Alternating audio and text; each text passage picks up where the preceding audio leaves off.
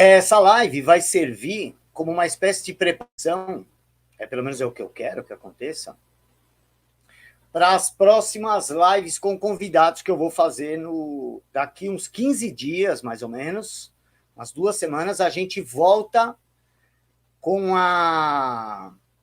um copo de Red Pill. E eu vou trazer pelo menos uns 4 convidados para a gente falar desse assunto. Alguns já foram convidados, né? Estou aguardando, 2 já confirmaram. O pessoal colocou lá no Telegram quais são as pessoas que vocês querem na segunda temporada de Red Pill. Eu estou olhando lá, tá? Alguns eu quero chamar, alguns que vocês sugeriram, mas eu não tenho contato. Então, daqui uns dias eu vou pedir o contato daqueles que eu não tenho. Porque eu pensei em falar nisso, né? Eu até inverti a ordem, porque eu queria falar sobre uma coisa que eu estou chamando de uma nova polarização, eu já falei sobre isso, sobre o uso do nacionalismo como uma antítese do globalismo, né? Para gerar uma síntese que vai ser uma mescla dos dois. Mas eu achei mais importante a gente inverter a ordem dessa live depois que eu vi que teve mais um encontro daqueles encontros ecumênicos, né? Interreligiosos, que aconteceu lá em Astana, né, que é o nome antigo da capital do Cazaquistão. E lá estavam todas as religiões, né? E aí, quando eu vi, no próprio site do Vaticano, tem a declaração do Papa, e depois eu tentei acompanhar um pouco as declarações dos outros líderes religiosos. Ainda não consegui mergulhar muito nisso, porque foram poucos dias. Mas o que eu vi é que todos estão concordando em abrir mão das suas características essenciais, das suas crenças, em nome de um coletivo que vai esmagar todas as diferenças. E como isso é possível, né? Como você vai conciliar diversas religiões completamente diferentes, porque muitas vezes elas não podem ser comparadas porque não fazem parte do mesmo gênero, né? As religiões são muito diferentes entre si, não é simplesmente você trocar uma palavra ou outra que vai fazer todo mundo com uma harmonia, tudo isso, né? E esse encontro religioso não é o primeiro, acho que o primeiro aconteceu em 2001, que o João Paulo II participou. Então, mostra que está chegando ao fim já um processo de eliminação da autenticidade das religiões. Porque uma religião não pode ser criada, entendeu? Senão ela não teria o sentido de religar. As religiões tradicionais, acreditem ou não nelas, a gente falando das 3 principais, elas partem de uma manifestação sobrenatural, né? Então, tem início uma manifestação sobrenatural, seja com os patriarcas do judaísmo não, né? Dos hebreus, vamos chamar assim, e depois dos israelitas, e depois da tribo de Judá, sempre com manifestações sobrenaturais. Depois a gente vai ter o Gabriel visitando o profeta Maomé, que é aí que ele se transforma num profeta. Eu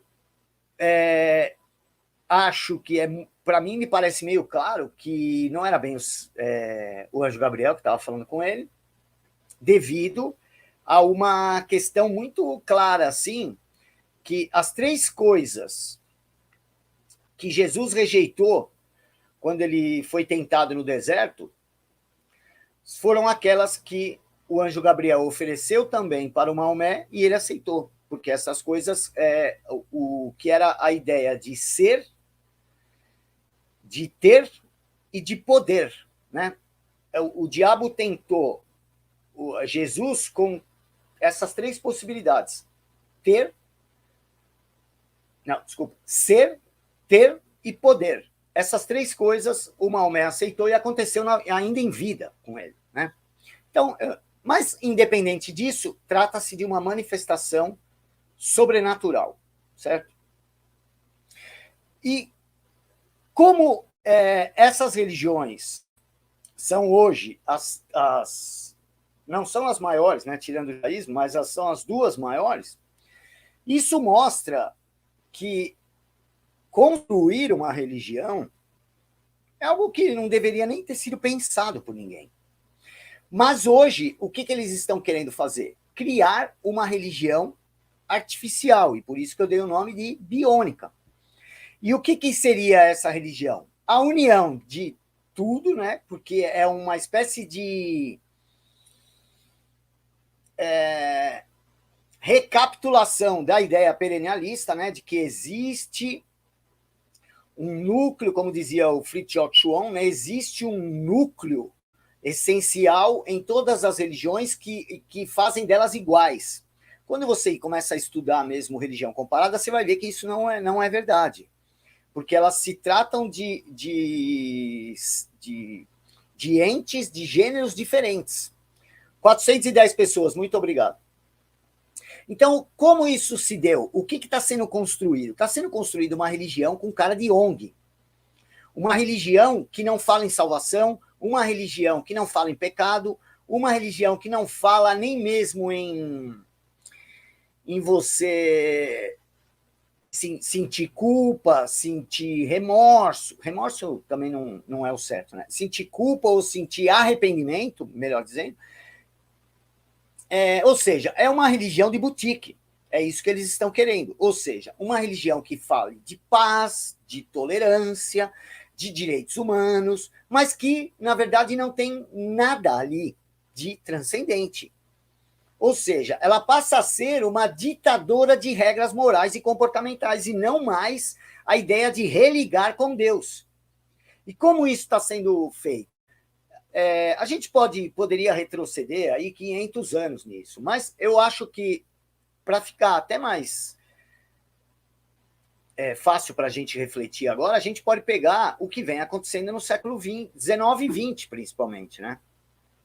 Quando a gente fala das ideias de construção de um governo mundial, de uma nova ordem mundial, eu coloco lá na minha ideia sobre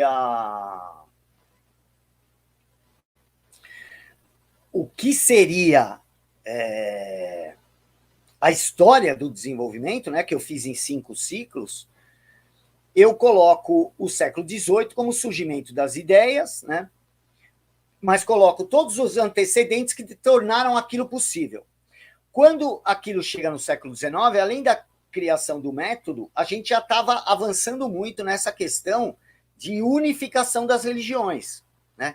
A própria... Olha, uma das pessoas começa isso. A Madame Blavatsky, né, a Helena Blavatsky, que é a fundadora lá da Teosofia, já estava criando uma ideia de unificação das religiões. Olha de quem partiu a ideia, né? E é infeliz esse mundo de hoje que as pessoas não perceberam o que foi a Madame Blavatsky. Ela está ganhando cada vez mais destaque e tem gente querendo que eu entreviste uma defensora dela. Isso eu não vou dar palco para a nova era, ok? Já vou deixar claro que não adianta ficar insistindo para eu trazer gente de nova era, gente que defende o ocultismo, não vou trazer, ok? Porque o mal que essas pessoas fizeram, não dá agora para fingir que vamos falar de tudo. Ou seja, você estaria trabalhando para essa ideia de religião universal. E por que uma religião universal? Acho que eu deveria ter falado isso no início. Quando ocorrem o fracasso das ideologias totalitárias do século XX, uma já começou a dar problema, teve a Revolução em 17, e em 18 já estava dando problema, né? Acho que até foi 10 dias depois já estava dando problema.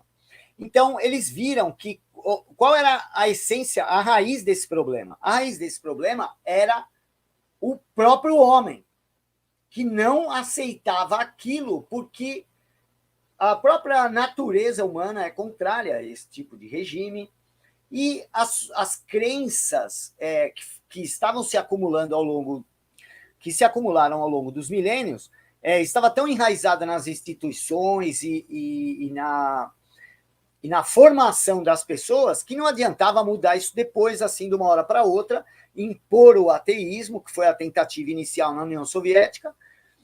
O que aconteceu? Eles viram que não estava dando certo. O próprio Stalin abandonou essa ideia e começou a tentar substituir a adoração a um Deus, a Jesus ou aos santos que tinha na adoração e veneração, né? Cada um é um significado diferente, que tinha na Rússia.